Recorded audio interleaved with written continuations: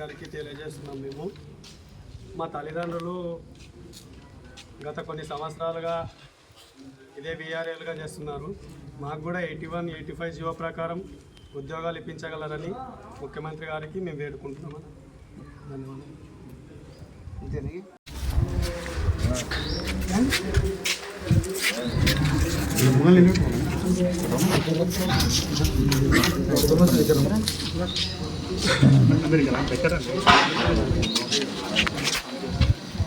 నా పేరు జనార్దన్, మాది పెద్దేమల మండల్.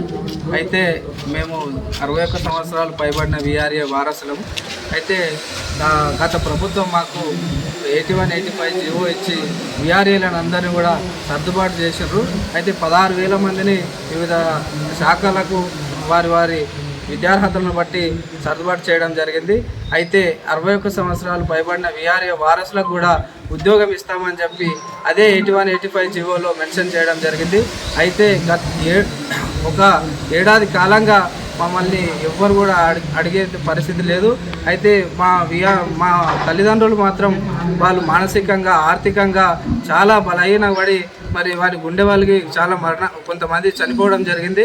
అయితే మా వారసులకు ఇస్తామన్నందుకు మేము గత 7-8 సంవత్సరాలుగా మేము చదువులు బంద్ చేసుకొని మా జీవితాన్ని త్యాగం చేసి ఇదే దాంట్లో మేము జీవనం గడుపుతున్నాం. అయితే అందుకే ఈరోజు మాకు న్యాయం చేయాలని చెప్పి మా జీవో ప్రకారం మాకు ఉద్యోగాలు కల్పించాలని చెప్పి ఈరోజు మేము కోరుకుంటున్నాం. అయితే ఈ ప్రభుత్వం అయినా మమ్మల్ని చేరదీసి మాకు న్యాయం చేస్తుందని చెప్పి మేము ఎక్కని ఆఫీస్ లేదు, కలవని అధికారులు లేరు, పాలకులను కూడా అందరినీ కూడా కలిసినాం. అయితే ఎక్కడ కూడా మాకు సరైన రెస్పాన్స్ లేదు. దయచేసి మాకు ఈ ప్రభుత్వంలో మాకు న్యాయం చేయాలని చెప్పి కోరుకుంటున్నాం. ప్రభుత్వం జీవో ఇచ్చింది 81, 85 జీవో ప్రకారం 61 ఇయర్స్ అబవ్ వారికి ఆ జీవో ప్రకారం ఈ వీఆర్ఏ ఉద్యోగాలు ఇవ్వాలని జీవో ప్రకారం మనకు సహకరించాలని ముఖ్యమంత్రి గారు రేవంత్ రెడ్డి గారిని గత ప్రభుత్వం ఇచ్చినటువంటి జీవో ఆధారంగా వీఆర్ఏలకు మరి వాళ్ళ యొక్క ఉద్యోగాన్ని రక్షణ కల్పించడం కోసమై ఈరోజు ఖాడా యొక్క అధికారిని కలవడం జరిగింది.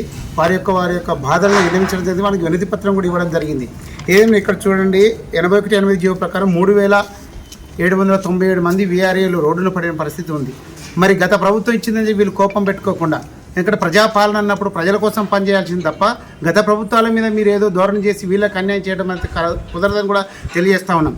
ఇది సీఎం నియోజకవర్గం ఇలాకాలను ఇలా జరిగితే రాష్ట్రం మొత్తం ఎలా ఉంటుందని ఒకసారి ప్రశ్నించుకోవాల్సిన అవసరం ఉంది. నిన్నగాక మొన్న అంగన్వాడీ టీచర్లు రోడ్డు మీదకి వచ్చిన పరిస్థితి ఏర్పడింది. మరి అలాంటి తరుణంలో మీకు మచ్చ తెచ్చేది ఇక్కడ నియోజకవర్గం ఏదైతే కొడంగల్ నియోజకవర్గంలో మీరు ప్రాతినిధ్యం వహిస్తున్నటువంటి నియోజకవర్గంలో ఒక అట్టడుగున్నటువంటి పేద కుటుంబంలో వచ్చినటువంటి వీళ్ళు ఏదో హయ్యర్ ఎడ్యుకేషన్ నుండి ఉద్యోగాలు సంపాదించినటువంటి కాదు. కేవలం వీఆర్ఏగా వాళ్ళ పదోన్నతులు వాళ్ళ యొక్క ఫాదర్స్ 61 సంవత్సరాలు నిండి ఉన్నది కాబట్టి మీరు ఇచ్చిన జీవో ప్రకారం దాన్ని కొనసాగించాలని చెప్పి ఉద్యమం చేస్తూ ఉన్నారు. కాబట్టి తక్షణమే వీరి యొక్క బాగోబాగుల ఆలోచన చేసి వీళ్ళ గురించి ఆలోచన చేయాల్సిన అవసరం ఉంది. ఎందుకంటే ఇప్పటికీ అనేక మంది ఆత్మహత్యలకు పాల్పడినారు. ఆర్థిక ఇబ్బందులతో కూరుకుపోయినటువంటి వీఆర్ఏలు మనం చూస్తాం, సోషల్ మీడియాలో విపరీతంగా వస్తూ ఉన్నాయి.